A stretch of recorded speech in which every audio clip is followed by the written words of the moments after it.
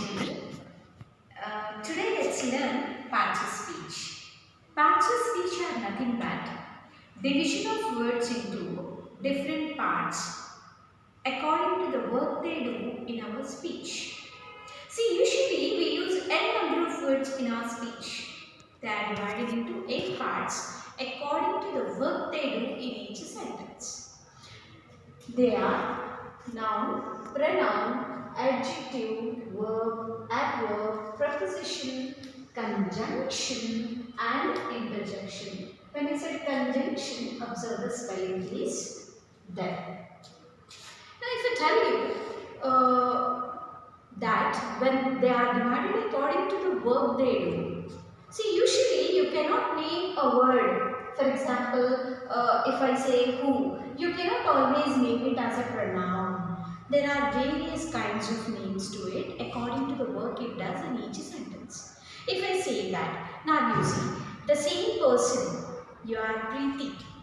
Preeti, your name in the classroom is a student.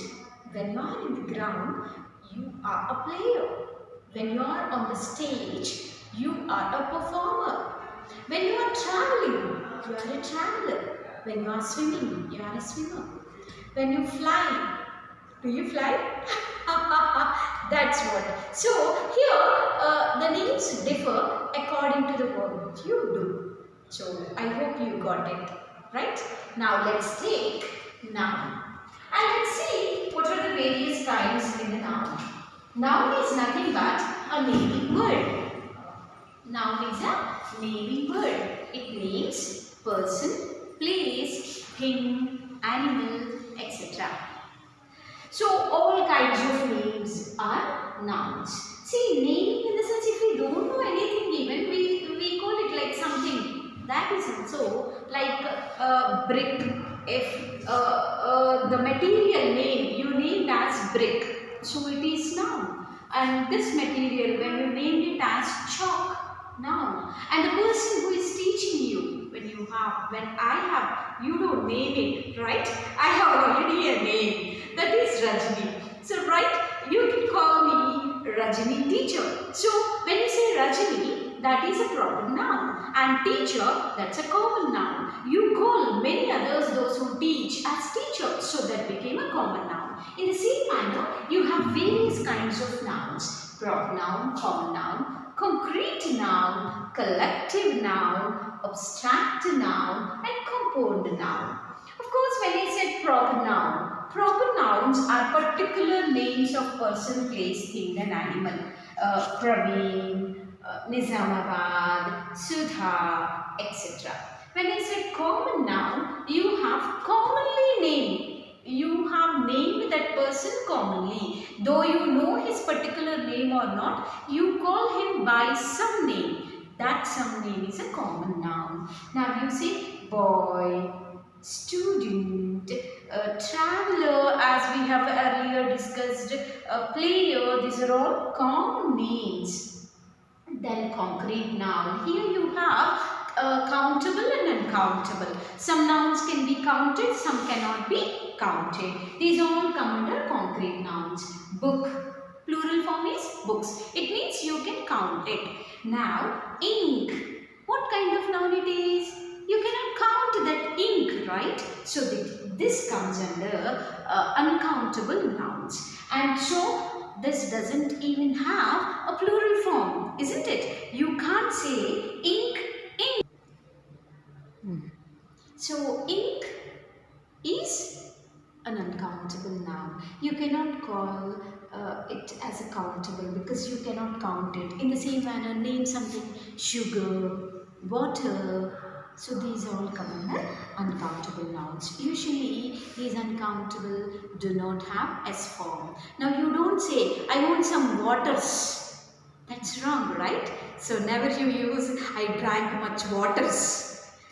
Next, let's go to collective noun. What is a collective noun? Collective, the name itself suggests you. Collectively, when you name a person. Now, for example, if I take a flock of birds and then team of players, bunch of keys, these all come under collective nouns. Collect some more collective nouns from any books you have for reference and mention them. It helps you a lot. Then comes abstract noun. Abstract noun is a noun which you cannot either see or touch, but you have to feel it. For example, I said I am an honest woman. When I said I am an honest woman, I know that I am honest, and you have to feel. You have to feel it through my actions, through my gestures or what all. Basing on that, you have to feel. Unless and until you feel it, you cannot find that honesty in me. You have to feel honesty in me. So such kinds of nouns are called abstract nouns. Love. When I said I love you, unless I show with my actions, unless I express my love to you, you can never realize that I really love you. So this love, truth, darkness. You see, I just say that the room is, I'm in a darkness. I'm in a darkness. The room is filled with darkness. What is darkness? Can you see that darkness? You have to feel that. When you close your eyes, see, I close my eyes and I can feel the darkness now. So this is what you have to feel through your senses. Such nouns are called abstract nouns. Then comes compound noun. Compound nouns are nothing but two nouns which are hyphenated. Now you see output. What is the output of this teaching? Have you got anything? That is output. Now you see output. They are combined with a small hyphen. Toothpaste, etc. These are all various kinds of nouns. And these nouns help you a lot in your speech. And it's easy to identify. Whenever they are naming something, you just remember it as noun. Now let's go to pronoun. Pronoun is nothing but a word which is used instead of a noun. Now there are so many nouns we said, and in the place of noun, whenever you use something else, that is called pronoun. That is called pronoun. Now pronouns forms various types of pronouns: personal pronoun, possessive pronoun, emphatic pronoun, reflexive. Emphatic and reflexive are nothing but similar, but the usage differs. Definite pronoun, relative pronoun, demonstrative pronoun, and interrogative pronoun. Now when I said personal pronoun, you see I, we, you, he, she, it, they. These are called personal pronouns. And possession. Possession is nothing but mentioning the ownership. And how do you say when some book belongs to you? How do you express it? The book is mine, or that is my book. So this my and mine, they are possessive forms. Our, ours, your, yours, his, hers, its. Now whenever you write its, hers, we don't use an apostrophe at all. Remember, when you mention possessive form, we don't use apostrophe here. For the pronouns, then their, theirs. Then comes emphatic pronoun. Emphatic pronoun is nothing but using self here. Myself, ourselves. But here when I use self, it is a singular. My is singular, so I use the self. When you use our plural form, selves, ourselves, this selves will be added here to refer that plural form.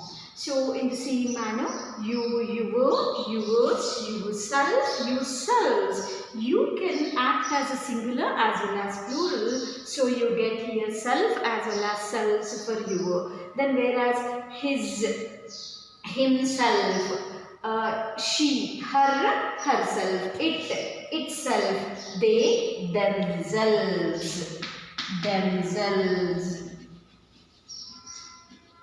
So these are all emphatic pronouns. When I said there is a slight difference in the usage of emphatic and reflexive, let me tell you how to identify whether it is emphatic or reflexive. When I said, I myself started teaching you grammar, this I myself becomes emphatic. Reflection is, I wrote it myself. When I say I wrote it myself, you observe it between that subject and the pronoun, you have a verb. That is a reflexive pronoun. That particular pronoun myself used here is reflexive in that case. Then let's see reflexive. Reflexive, if I say I myself, sorry, I wrote it, I wrote it myself. When I said this, here in between this pronoun and subject, object and subject, you have a verb. This kind of usage tells you that it is reflexive. But whereas emphatic, in emphatic, you find it side by side. I myself came here. When we use these side by side, we call it as an emphatic pronoun. And then comes indefinite. Indefinite are, you are not definitely mentioning whom you are. So all, anyone, some, etc. Then relative pronouns, whom, whose, which, that, etc. are called relative pronouns. For example, this is the teacher who teaches me English in the class. She is the person whom I met in the market. This is the person whose help saved me from drowning, or this is the book which I lost yesterday, etc. These are all called relative pronouns. Then coming to demonstrative pronoun. Demonstrative pronoun is this. Demonstrative pronouns are this plural form these, that plural form those. Then comes interrogative pronouns.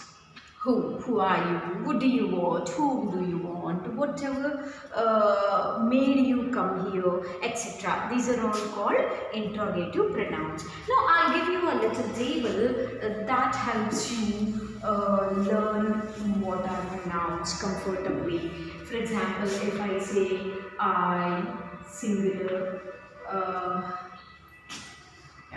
the different forms of I, me, my, mine, myself.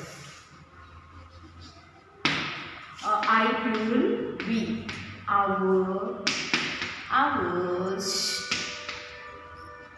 ourself, ourselves. Then I, we, you, your, yours,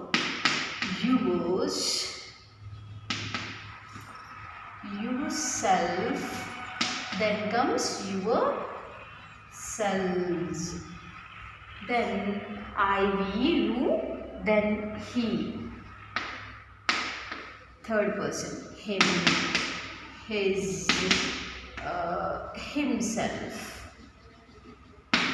She, her, hers, herself. It, its, itself. Then they, them, their, theirs, themselves.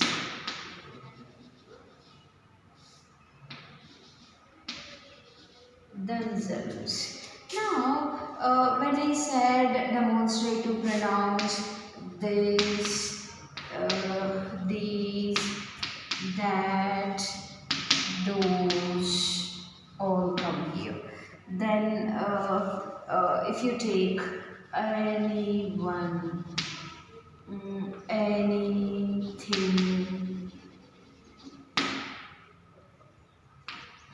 anywhere, etc. Anyone, everyone, someone, something, anything, everything, everywhere, nowhere, etc. These all come under your pronouns. Now, if at all we go to adjectives, let's see what adjectives are. Adjective is nothing but the word that gives you more information about noun or pronoun. So, here we have some adjectives: descriptive adjective, quantitative adjective, demonstrative adjective, possessive adjective, indefinite adjective. Now let's see what is descriptive adjective. Now when I say descriptive, I am giving description of the noun. When I am giving the description, that particular word which is describing becomes descriptive adjective. Then fruit. What kind of fruit is that? Tasty fruit. What kind of lady she is? A rich lady. A generous lady. Like that, you have some words, and it's easy to identify these words because, see, usually you have various forms of these adjectives, and the forms of these adjectives are like positive form, comparative form, and superlative form. You find these forms of adjectives. Now, when I say tasty, tastier, tastiest, rich, richer, richest. Now, if I said she is a beautiful lady, so beautiful, more beautiful, most beautiful. Then why do we get more beautiful and most beautiful? When I said you have rich, richer, richest, positive degree and comparative degree, then comes superlative degree. Superlative degree. Here I said rich, richer, richest, whereas when I used beautiful, I used beautiful, more beautiful,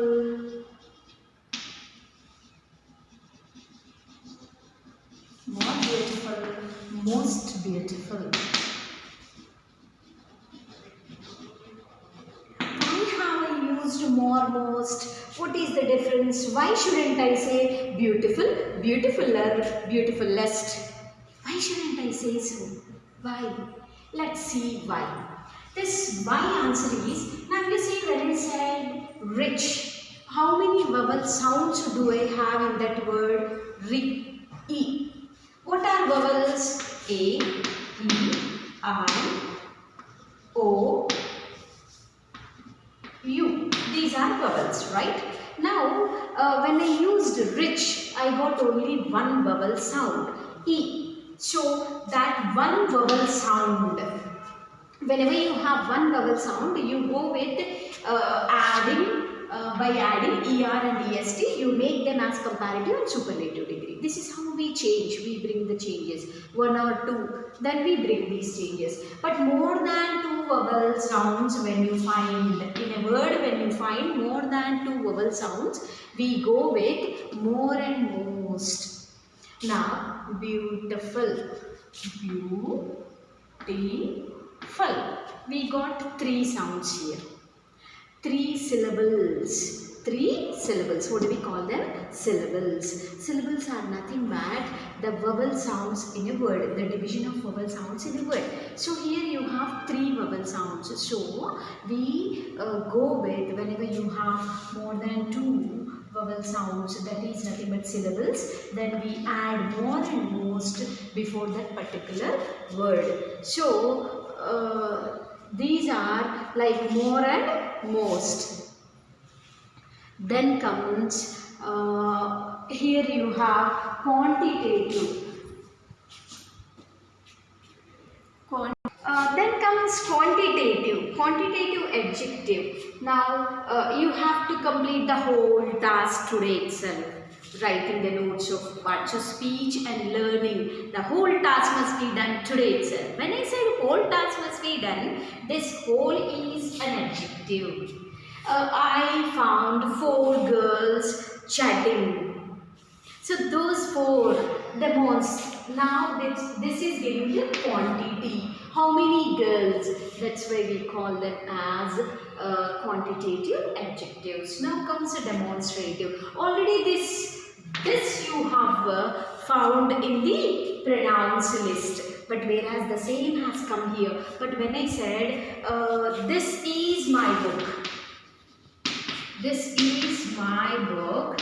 Now, when I said this is my book, this is pronoun. Whereas, when I said this book is mine, this book is mine. And here, this book, whenever it is immediately, this is used immediately before this noun, you call it as adjective. What kind of adjective it is? Demonstrative adjective. This is demonstrating which book? This particular book. Then comes possessive pronoun. What is a possessive pronoun? Now earlier I said my, his, etc. are pronouns. Now I am saying that they are all possessive adjectives. What are they? What is the difference then? How can you find the difference? Now when I said he is my brother. But here I used it, my turn. This is my turn. What is turn? Noun. Whenever you find a noun and before that noun, whenever you find this possessive pronouns, my, his, her, its, etc. These are called as possessive adjectives. So you need to have more and more practice of pronouns, only then you can identify this. You have to do so many exercises related to this. Then coming to indefinite pronouns.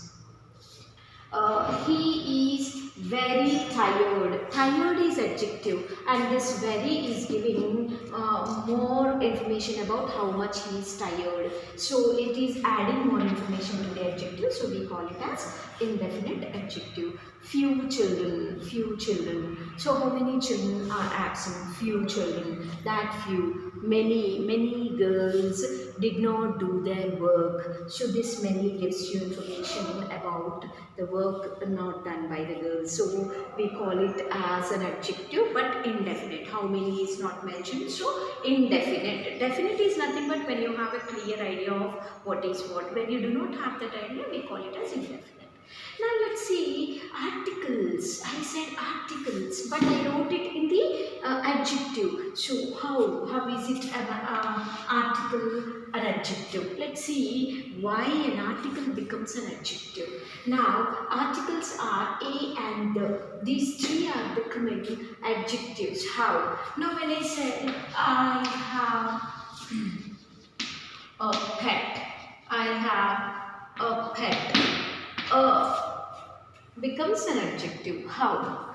Because it's giving information about how many pets do I have. Stands for 1. So it's giving you information about how many. So how many what? Pet. Pet is what? Noun. So when it gives you such information, we call it as an adjective. That's why these articles are treated as adjective when they appear in identifying what is the parts of speech of the word. Next we'll see adverb. Adverb is the word which gives you more information about verb as well as an adjective. So let's see how it works and how many types are there. Time, adverb of time, adverb of place, adverb of manner, adverb of degree. So what are these all? Now you see when I said always, she always helps me. Helps. What does she do? Always helps me. Helps is verb. It's giving more information about how many times does she help, how often does she help. So we call always as adverb of time. Today, ever, I don't ever speak to you. When I said I don't ever speak to you, here ever is giving more information about how often do I speak, or for how long I don't speak to you, for how long. So that ever also becomes an adverb of time. Never to. Place, adverb of place. I play here. Where do you play? Here.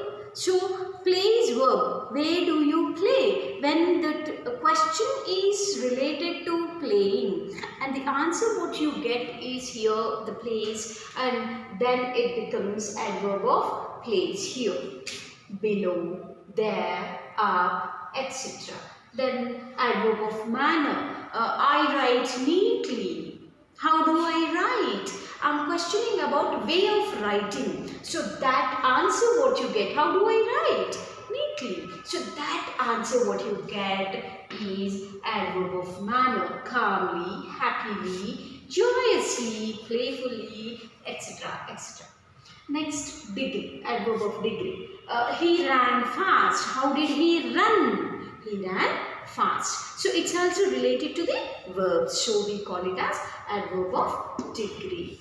Then coming to preposition. Preposition is a word which is placed before a noun or pronoun, and it shows the relation between the subject and the object, and that's called preposition.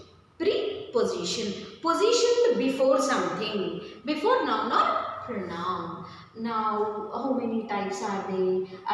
Preposition of time, direction of time, or preposition of place, direction of preposition of direction, and then phrasal prepositions, some prepositions, at, on, until, from, since, to, on, at, in, by, to, between, among, through. How did you enter the class? Through the door. Through the door. Then again, beside. But there is another word written. Besides. Besides. When I said beside and besides, there is a difference. She sat beside me. She sat quite beside me, by the side of me, beside. But whereas besides, when I use besides, that is like I like English besides music. I like Telugu besides mathematics. Besides in the sense in addition to. This difference you must have. So that's you have phrasal. Phrase. What is a phrase? Group of words which have some sense but not a complete sense. That is called a phrase. Now the verb, the preposition. This is a preposition, right? And the preposition that is in the combination of some other words is called phrasal preposition. Now in front of, according to, along with, etc. There are so many such prepositions. Collect them, have an account of it, go through them, practice more parts of speech, only then you can identify. Now let's go to conjunction. I told you to observe the spelling. Junction. Junction is a joining place. Hanuman Junction. It's the title of a movie you know very well. Hanuman Junction. So that is nothing but a joining place. There is a Hanuman statue and the joining place is that. So we call it as a Hanuman Junction. In the same manner, junction is nothing but a joining word. It joins. Now coordinating conjunction, subordinating conjunction and correlative conjunction are the three kinds of conjunctions here, and these conjunctions either join the words or phrases or independent clauses, dependent clause and independent clause, such as they combine either words or phrases or clauses. Now the coordinating conjunction adds either words or phrases and, or, but, so, etc. Pen and pencil, either Priya or Sudha can answer my question. So when I used like that, This is coordinating conjunction. Then subordinating conjunction. They add two clauses. As I got tired, I would like to close the class. I would like to end the class. This is like you are joining two clauses as I am tired. Recently I have seen a girl, she has written in her notes that in a letter she mentioned that as I am Priya, I came to join in your college. Do you think it is right? Now tell me what is wrong in that. As I am Rajni, I got ill. Does it mean that all Rajnis get ill? So you must be very clear of why and how you are combining the sentences. Right? So because, if, etc. These are all about the subordinating conjunction. Then comes to correlative conjunction. Correlative conjunctions are the conjunctions which are like two words or two phrase type conjunctions. They have a pair. Now you see, pair is nothing but mixture of two, a couple. Pair. So either or, neither nor. I eat either idli or chapati as my breakfast. I neither eat banana nor apple as my breakfast. So this is how we use these sentences, such that not only but also so many such correlative conjunctions you come across. Take a list of it through the books. Then comes interjection. What is an interjection? Interjection is a word which expresses sudden, sharp, strong and emotional feelings, and they usually go with a punctuation called exclamatory mark. You can use them after each word. Now you see, for greetings what do we use? There is a bifurcation of interjections. Greetings, joy, attention, approval, surprise, sorrow. These are the various interjections. Greetings. Hey, when you meet somebody, hey, how are you? This is how you greet them. So this hey, so this hi, hello. Then joy, when you are joy, hooray, hip hip hooray, we won the match. Good. Somebody, when you do something unusual, usually your mother or your teachers go with the word, good, you did it. So that good goes as an interjection. Wow, what a beautiful flower it is. So that wow interjection. Then attention. Look, your teacher uses it much, I think, right? Yeah, teachers use it. Look here, listen here. Shh. These are all usually used by your teachers, right? Are you missing your classroom? Anyway, now let's go to approval. Well done. When you do something, you are appreciated with the word well done, bravo, brilliant. These are all approval. Surprise. When you are surprised at something, oh, ah, what? These are the various words we use. When you are in a sorrow, ouch, you got hurt. What do you say then? Ouch, I got hurt here. Oops, I forgot to get my book. This is a quite common response you give us. Alas, alas, the bird is dead. Ayyo, this is how you use this alas. Anyway dear, this is all your part of speech. Now remember, not a single word plays same role all the time. They differ accordingly. Same word can be playing various roles and so its name differs. If I say, swimming is my favorite recreation, the word swimming, when I used in the beginning of the sentence, that became a noun.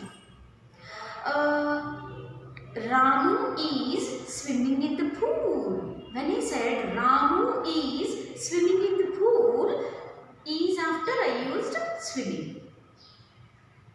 So that is after swimming what I used is verb. Then comes, now when I said I have swimming doll. It seems like swimming doll that swims, swimming doll. I'm giving description about the doll, so it became adjective.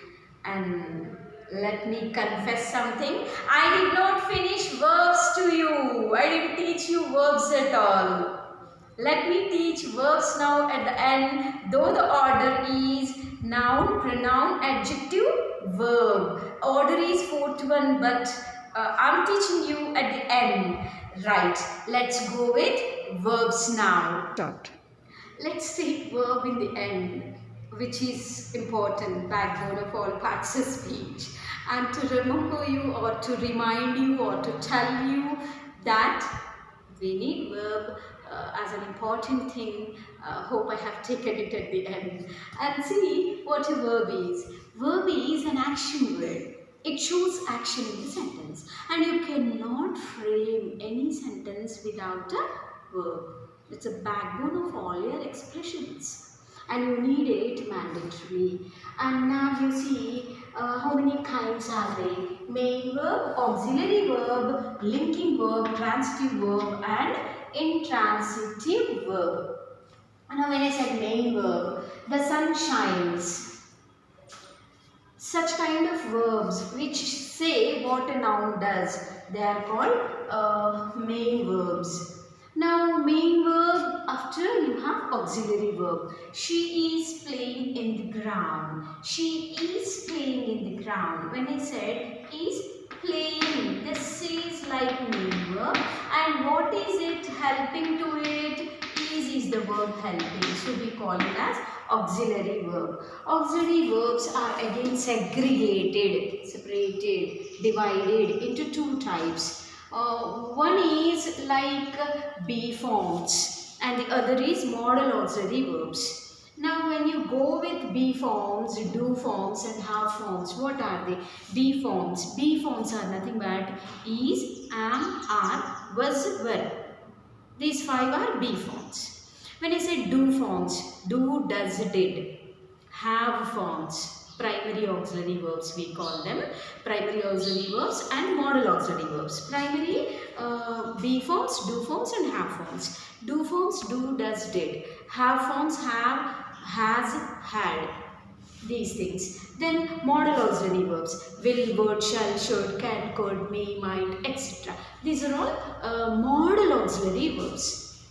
Now they all help the main verb. Whenever they help the main verb, we call them as auxiliary verb. When they individually stand, we name them as linking verb. When that auxiliary verb individually stands, that is called a linking verb. Now you see it is linking between noun and before any adjective, noun or adjective, it is placed. Usually this linking verb is placed before a noun or an adjective. Poor is an adjective. Poor. This is an adjective. Before this adjective, what is it standing here? An auxiliary verb we said here. But here it becomes a linking verb. Finally, you can also call it as a main verb here. Like it is playing a primary role, main role. So these are all like a main verb, auxiliary verb and linking verb. Now let us see what are the other two forms. The other two things are transitive verb and intransitive verb.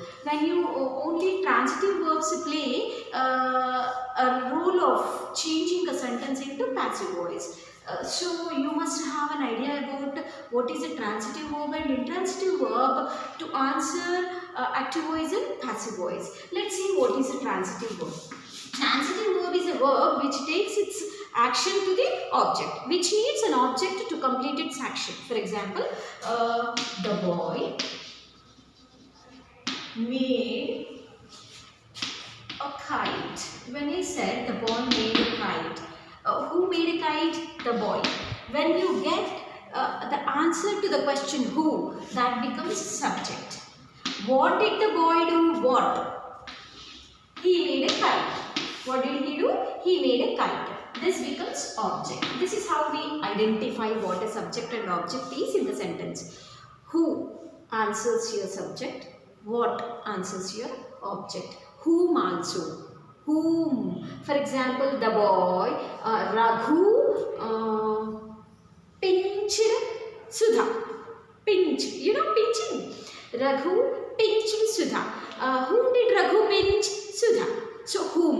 Whenever you get a question of what and whom, the answer what you get is object of the sentence. Now, in between the subject and object, what is the word used?